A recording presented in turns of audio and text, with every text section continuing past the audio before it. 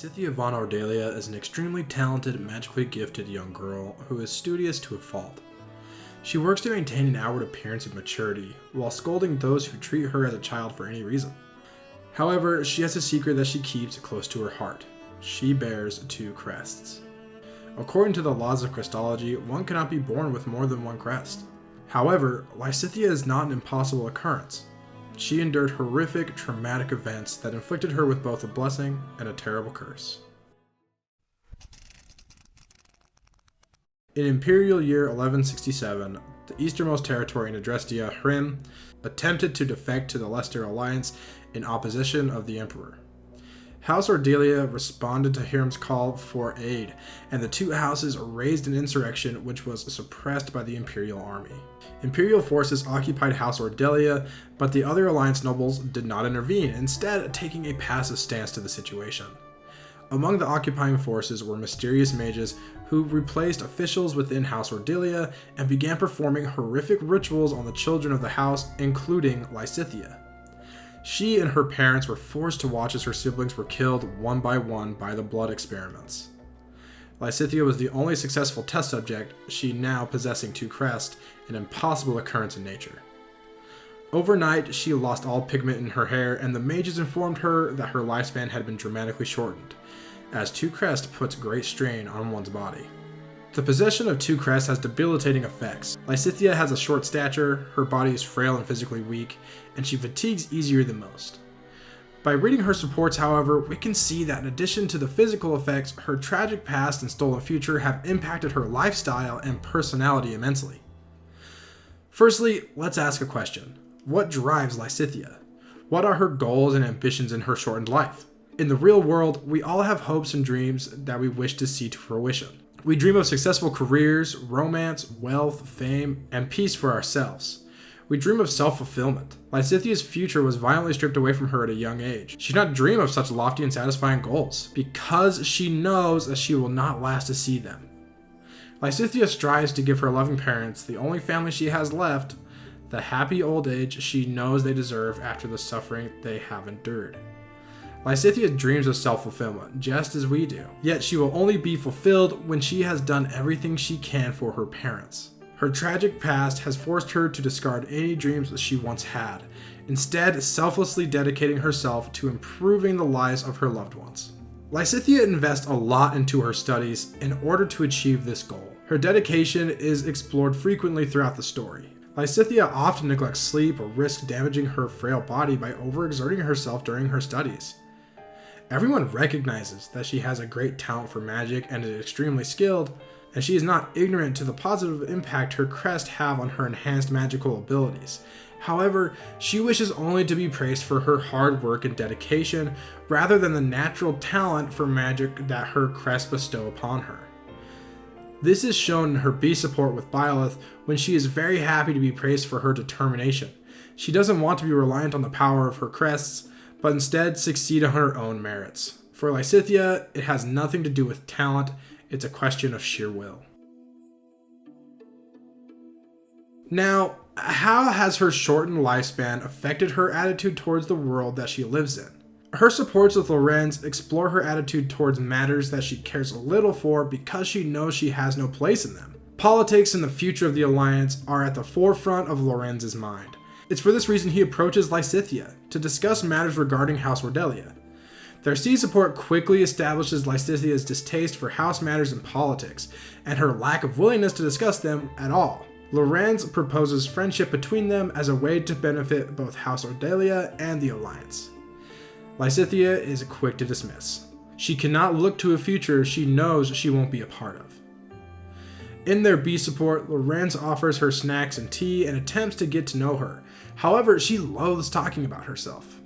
When Lorenz tries to engage her further in political matters and tries to educate her, she sees it as kid treatment and snaps at him, insulting him and claiming he is too fixated on the future. In their B+ support, Lorenz again approaches with politics.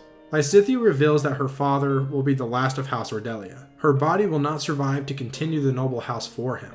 That's why she has no reason to care for politics, as the happiness of her parents is of paramount importance to her, since she cannot continue the bloodline. Finally, let's discuss her attitude towards her crests themselves and the idea of acceptance. In psychiatry, there is a concept known as the 5 stages of grief. It describes 5 emotions that are observed to arise chronologically in terminally ill patients: denial, anger, bargaining, depression, and acceptance. The shortening of Lysithia's lifespan can be compared very easily to a diagnosis of terminal illness. The mysterious mages told Lysithia that her lifespan had been shortened greatly. Death would come soon, they did not know when, but she knew that a great many years had been stolen from her. It mirrors many real-life terminal conditions. To receive such a diagnosis is undoubtedly a heart-wrenching thought, and Lysithia received this kind of news at a young age, after unimaginable suffering at the hands of the Imperial mages. Lysithia's feelings shortly after receiving the news of her shortened life are not explored in the game, but if it does mirror real-life terminal patients in any way, we can imagine she went through untold emotional trauma. By the time she enrolls at Garreg Mach, we can see that she has reached the final stage of grief: acceptance. Lysithia never complains, never cries, and never conveys herself as a victim, even to the few people that actually know her secret. Obviously, she feels tremendous sadness about her future being stolen from her, but it is clear that she is wholly dedicated to fulfilling her new ambitions, rather than trying to undo what she knows cannot be undone. Throughout her time at Garreg Mach in the following war, she has accepted that she cannot recover those lost years. Her supports with Linhardt, Hanneman, and Edelgard address this. Linhardt and Hanneman, both being crest enthusiasts, approach her having deduced that she possesses 2 crests. They are excited at the prospect, seeing her as a miracle for crest research. Unaware of the life-shortening consequences of bearing 2 crests, they ignorantly suggest that it should be a blessing and try to pursue knowledge by using her as a research subject. Lysithia lashes out, claiming that they both lack empathy. She calls her crest awful and a curse. Also, she does not wish to be seen as a miracle by people who do not understand. She sees herself as a freak of nature, an anomaly, and so she wishes to hide it from as many people as possible. She is speaking with 2 of the most renowned crest researchers, yet she never even questions the possibility of any kind of procedure to lengthen her life.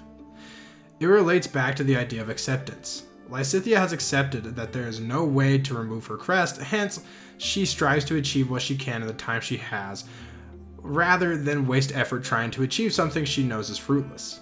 She has given up on extending her own life. That is, until Hanneman and Linhardt both present the possibility that the research could lead to a cure for her. Only then does Lysithia have any sliver of hope that she could indeed live a long life. Her interactions with Edelgard build on this idea of giving up, and they're the only time we see Lysithia speaking with someone who truly understands her situation on a personal level. Their B support sees Lysithia confirm to Edelgard that she bears 2 crests, having been suspicious that Edelgard already knew because of her rank as Emperor.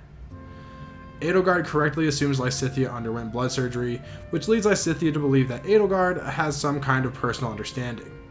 Their A support reveals a lot about Lysithia's attitude to not just her own crests, but crests in general. Edelgard's ambitions to dismantle the nobility system that is determined by bloodlines and crest is an ideal Lysithia fully supports. She deduces that Edelgard also has 2 crests, and she pledges to join her cause to build the world they both want. Edelgard promises to do so, but asks that, in return, Lysithia not give up on her own life. Only through her supports with Edelgard, the one person who truly understands her suffering, does Lysithia put any kind of priority on her own life. All other times, she has dedicated what life she has to her parents' happiness. Only now does she promise to not give up. As it turns out, Lysithia has many happy endings, with lovers or close friends eventually discovering a way to extend her life. Despite this, it cannot be denied that until the war ended, and in several situations afterwards, Lysithia had accepted her fate, and in the process given up on any pursuit of her stolen years. Lysithia survived through unimaginable physical and emotional pain at a very young age. The blood reconstruction surgery cursed her with 2 crests, and her shortened lifespan has inflicted an overwhelming fear of failure on her. She may be afraid of ghosts or the kitchen having no sweet dishes or cake, but what she fears above all else is that she will not be able to give her parents the future they deserve using the little time she has. It is this ever-present fear of failure that has defined her as a person. Hey, thanks for making it to the end of the video. I really appreciate it. Big shout out to Zord and Toll Free Call for putting this awesome video together and writing the script and whatnot. I really appreciate it. Go check out Toll Free Call's channel. The link will be in the description. She has some awesome Vine compilations if you're into that for Fire Emblem Three Houses, and also is putting out more Fire Emblem Three Houses content regularly.